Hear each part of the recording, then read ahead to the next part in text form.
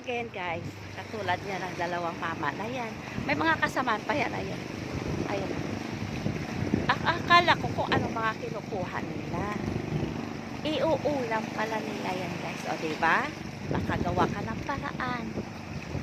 Kahit sa ganyang paraan lang, makagawa ka talaga ng hindi ako ano at para ikaw ay mabuhay. Diba? Sabi nga, o tingnan mo sa liit.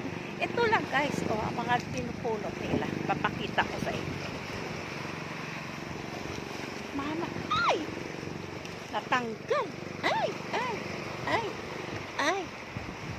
Natanggal yung aking salamin guys. Ito lang pakita ko yung pinupulot nila guys. Mga ganito.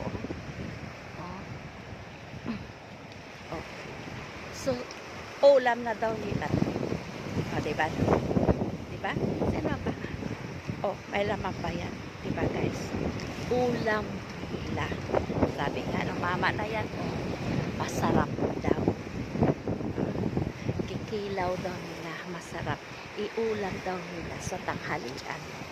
Ayan, diba? Mga ganyan guys. Oh. Diba guys? Oh. Sa ganun, diba? Makakarapos ka na. Diba? Hindi naman kailangan. Oo, mangarap ka na. Malaki at matayo.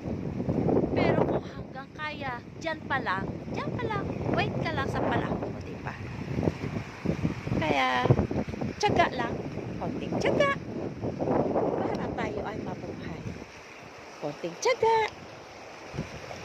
para mairaos natin ang araw-araw natin.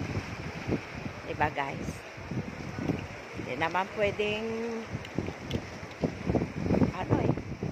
agad gusto mo makuha agad, hindi. Pagsikapan mo yan, katulad niya, kanina pa yan sila dito. Makaulam lang, maisalba lang nila ang isang araw nila ngayon. Bukas ulit, tiyak na mangunguha na yan sila ulit bukas. O, diba? Okay guys, thank you.